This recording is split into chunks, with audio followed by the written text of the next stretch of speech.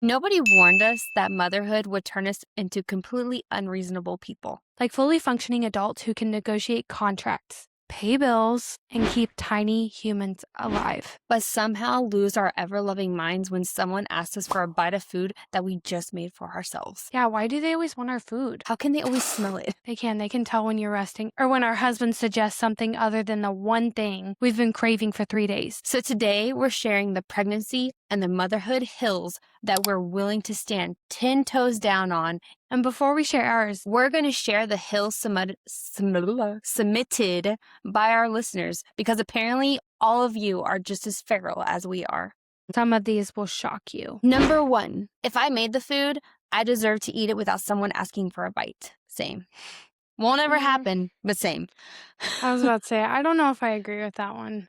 But, I mean, I understand, like, the saying of it, but, like, I don't know. The reality is much different. I mean, I can say one thing doesn't mean I follow my own advice. True.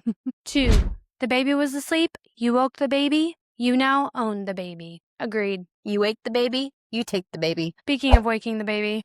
True moms. She doesn't want to sleep. I don't know what the problem is. Number 3, sleep when the baby sleeps is advice written by someone who's never seen laundry. Agreed. Or my laundry. If you wanna come to my house when your baby sleeps, I will be open to that for sure. I think the best business venture anybody ever did was the mobile laundry service. I need to utilize that for real. Number 4, cravings are medical emergencies and should be treated as such. Agreed. There should be an emergency hotline for when you want in and out at 12 a.m. At least it stays open long enough for like when you have the midnight craving, you can go there. Yeah. Number 5, if I have to pee before leaving the house, I will have to pee again by the time I reach the driveway. Yes. Sometimes, depending on the day. Depending on how many times you sneeze before you hit the door. Fair. Do your Kegels, ladies. It shouldn't be this hard. It really shouldn't. I will say the more Kegels you do, the more core work you do, the less that happens. I'm not saying it still doesn't. Number 6. Sorry, friend. The sound of silence is suspicious, especially when you have toddlers. Agree. Completely agree. With that too. Especially when they find stuff that they're not supposed to find. Always, all day. Evie's new favorite thing is climbing on the couch, and I'm like, maybe don't, you know? I can't believe she's that big to be climbing on things. Well, I gave her to my mother-in-law for 2 days, and I get her back, and she's walking everywhere. I was like, okay, yeah. Which button did you hit? Why did you fast forward? Yeah, no, seriously, I was like, what'd you give her? Because she came back, and she's like been crazy, like standing up on stuff, screaming. She's wild. She's a wild thing. Oh my goodness. Yeah. Rosie's now potty trained. So no way. That's awesome. Yep. That's really great. I took 3 days when Tim was gone in Dallas. I took those 3 days and I did the same thing that I do with all my kids and got her potty trained. That's awesome. That's really awesome. Yeah, it was. I don't do potty training like that. I wait till they're ready. No, she was ready. It was just I whenever they're showing signs of ready, I have a strict 3-day curriculum. So I follow it to a T. That's awesome. Honestly, if you have a way, I've not perfected it because like Jocelyn and Peyton, they told me they wanted to go on the big girl potty and all of a sudden they were potty trained. Baylor has been like the hardest. And then Noelle, she's showing signs of being ready, but like I'll be like, oh, let's go sit on the potty. She goes, no.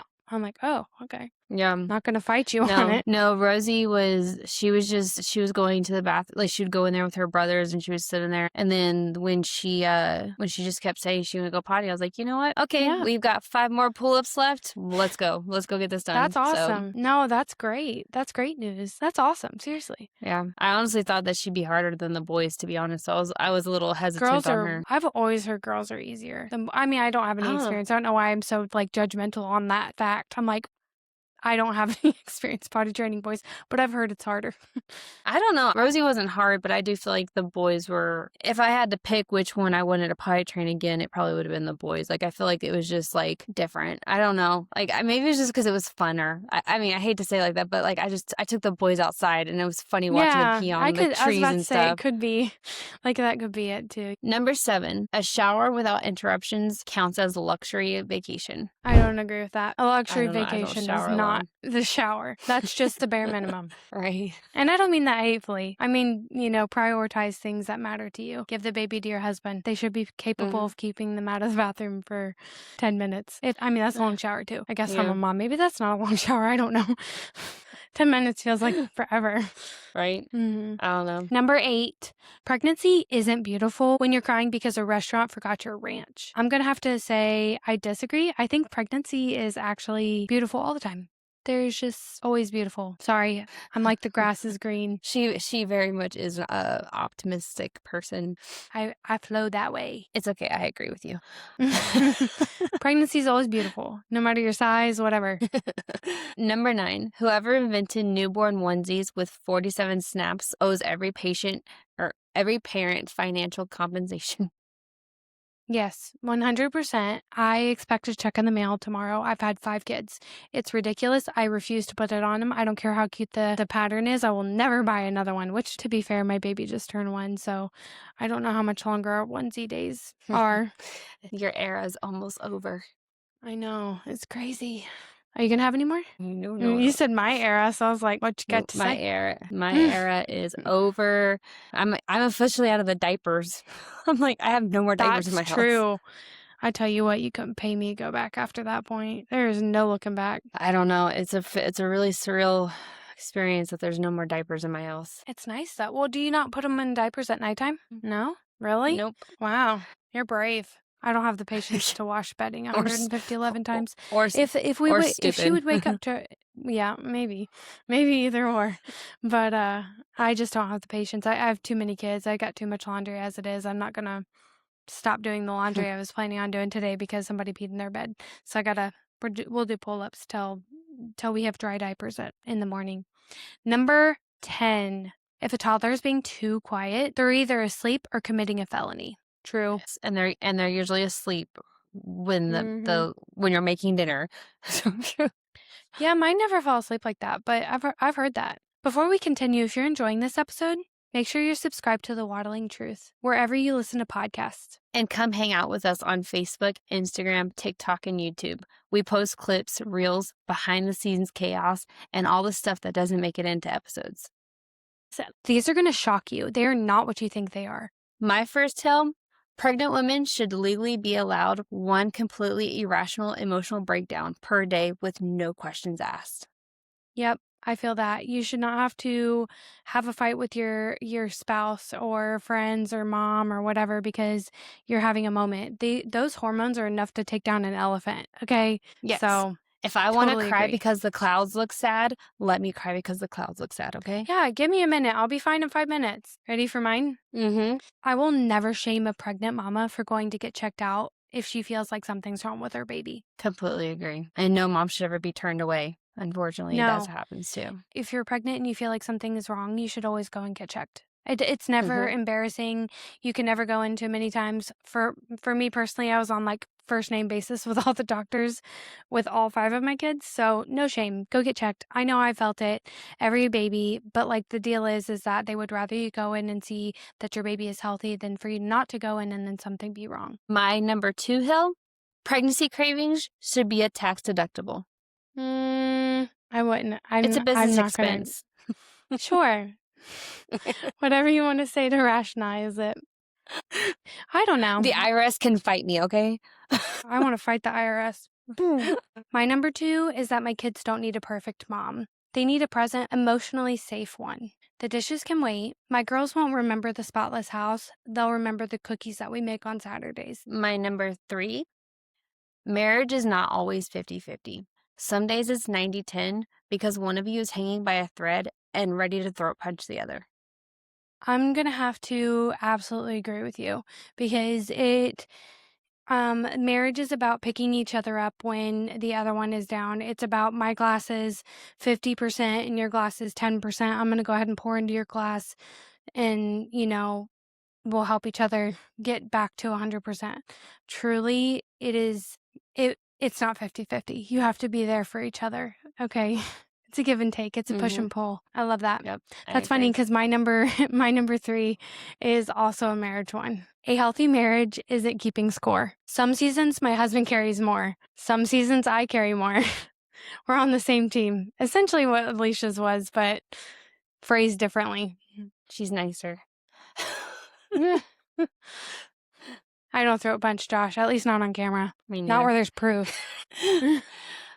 My number 4. Ages 2 through 4 are the worst ages because they are the biggest independent, codependent assholes. I'm gonna have to disagree. Those are my favorite ages. What do you mean? Are you serious? I can't wait for them to turn. I don't know. It's like when they turn those terrible 2s up until like they hit like 4 years old, they're just like the moodiest people ever. Once they hit 4, it's like that flip I'll give you switches. that. I'll give you that. I had one. I love them to death, but I'm like, no, of course you do. I know you do. No, seriously, I feel that for real. But I will say I totally disagree. That's my favorite age ever. Noelle is the cutest right now. The cutest. And she's like talking so much. No, you can't convince me otherwise. Sorry. But I'd agree with you 100%. I'm not going to say her name. Yeah. She gave me a run for my money. You know who this was written about, so I mean. We love him anyways. We listen and we don't judge. The fact that you knew exactly what I was talking about. We listen, but we don't judge. My number 4, motherhood should add to who you are, not erase who you are. I love being a mom. I also want my girls to see the passion. I want my girls to see me dream, create, laugh, and build things that I'm passionate about. I think that's an incredibly powerful image to give my children to move through the future with. I think it's important for them to know you don't just become a mom. Yeah. Well, no, I think it's important for a mom, period, because you're showing your sons, you know what I mean? Like, I'm not just a mom, like I have ambitions, for their future wives. Like if they get married, like that doesn't mean that she stops being somebody who has dreams, passions, and things that they want to do, you know what I mean? Like, and I think it's important for my girls to see that I think it's not just important for my girls. I think it's important for women in general to see that, like, I think that's one thing I love about the podcast is that we can show women that you don't just have to be a mom if you don't want to be. You can literally, like we're Barbie over here. You can be who you want to be, like you can be whoever you want to be. And it's just like you have dreams and passions and things that you want in this world. And nobody can hold you back. And not that your children do, but it is just a season of hard. And once you get past the season of hard, you're able to really focus on who you are again. I agree. Do you agree? I was about to say, do you agree or disagree? No, I agree. I'd like listen to your talk, though. My TED Talk. Come to my TED Talk. And my number 5. Final one. Is this one going to shock us? Maybe. Parenting a teenager is watching someone who shares your DNA, makes the same exact dumb decisions you made, and somehow you're still shocked. I don't have a teenager, so I feel like I can't speak on this, but I feel like this is probably true. Alicia's got age gap babies. She has an 18-year-old, and her 18-year-old was her first, and then her last 3 are now like 5 and under. Is he 6 or 5? Well, 17, 5, 4, 2. Yeah, well, I meant your next one starts at 5. Yeah, 5, 4, 2. I just had mine back to back to back to back to back because I really like postpartum anxiety. I think that's really fun. So I had them back to back. Not saying that's what happens, but just from my experience, that's what's happened. It's been fun. I don't think I should have had them back to back at 17. I think that would have been more frowned upon than the first one. Probably a lot more. Well, and to be fair, Jaden, I'm sure you had a little bit more struggles with him as well, just with the autism and stuff. I don't know I don't know. I guess I don't really know fully, right? I just think that's a long story in itself. Another day. It's another one for another day. It's another day. Yeah. I just, there's a lot of, I did not have the best support from friends. My number 5 is that there is no prize for struggling in silence. Ask for help, get checked out, take the break, go to therapy if you need to. Lean on your people. You don't have to earn support by suffering alone. If you feel like you need to be seen or you feel like you're struggling and it's unbearable, it's best to just go ahead and get the help because there is light at the end of the tunnel. You don't get a prize for suffering in silence. Agreed. Okay, Waddlers. At the end of the day, motherhood is just chaos.